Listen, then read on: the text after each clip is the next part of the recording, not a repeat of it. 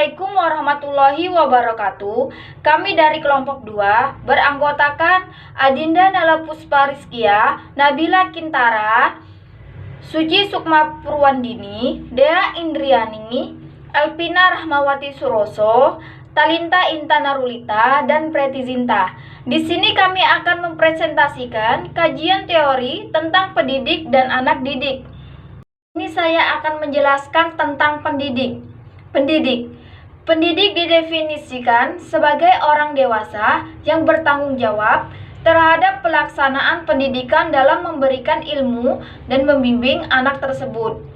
Bisa menuju ke arah kedewasaan dengan gambaran kedewasaan yang senantiasa dibayangkan oleh anak dalam diri pendidiknya. Di dalam pergaulan antara pendidik dan anak didik, dalam istilah Langeveld disebut situasi pendidik. Jenis pendidik. Yang pertama yaitu ada orang tua. Pendidik pertama muncul karena adanya anak. Setelah anak lahir, maka orang tua secara wajar, alamiah, dan kodrati menjadi pendidik. Karena kenyataannya anak lahir dalam keadaan tidak berdaya sehingga mereka memerlukan bantuan orang lain yang sudah dewasa. Kemudian yang kedua ada guru. Dalam Undang-Undang Nomor 14 Tahun 2005, guru adalah pendidik profesional dengan tugas utama mendidik, mengajar, membimbing, mengarahkan, melatih, menilai, dan mengevaluasi peserta didik pada pendidikan anak usia dini. Jalur pendidikan formal, pendidikan dasar, dan pendidikan menengah. Ciri pendidik yang pertama, memiliki kewibawaan. Ciri utama seorang pendidik adalah adanya kewibawaan yang terpancar dari dirinya terhadap anak didik. Yang kedua, mengenal anak didik. Mengenal anak didik meliputi sifat anak secara umum, meliputi usia anak baik kelas tinggi maupun rendah. Yang ketiga, membantu anak didik. Pendidik harus membantu anak didiknya sesuai dengan yang diharapkan anak didik. Terima kasih. Sifat pendidik. Guru harus mengasihi muridnya seperti ia mengasihi anaknya sendiri. Guru juga harus mempunyai sifat rasa kesadaran akan kewajibannya terhadap masyarakat. Seorang guru harus berlaku jujur juga ikhlas dalam pekerjaannya. Guru harus berhubungan terus dengan perkembangan ilmu pengetahuan. Guru juga harus membiasakan muridnya untuk percaya pada diri sendiri dan bebas berpikir. Syarat seorang pendidik. Bagi seorang pendidik yang bergaul dengan peserta didik yang berbeda karakter dan harus berubah ke arah yang lebih baik, maka syarat tersebut harus dipenuhi. Menurut Edi Suwardi 1984 menyatakan bahwa pendidik harus memenuhi beberapa persyaratan, yakni A. Seorang pendidik harus mengetahui tujuan pendidikan. B. Seorang pendidik harus mengenal peserta didiknya. C. Seorang pendidik harus tahu prinsip dan penggunaan alat pendidikan. D. Seorang pendidik harus menyatu dengan anak didiknya. Yang selanjutnya yaitu fungsi pendidik. Dalam Undang-Undang Nomor 20 Tahun 2003 dan Undang-Undang Nomor 14 Tahun 2005 juga dipaparkan peran atau tugas guru adalah sebagai pendidik, pengajar, pembimbing, pengarah, pelatih, penilai, dan pengevaluasi dari peserta didik. Yang pertama yaitu guru sebagai pendidik.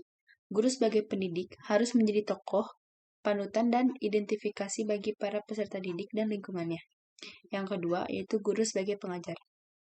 Guru sebagai pengajar harus terus mengikuti perkembangan teknologi sehingga apa yang disampaikan kepada peserta didik merupakan hal-hal terupdate dan tidak ketinggalan zaman. Yang ketiga yaitu guru sebagai pembimbing.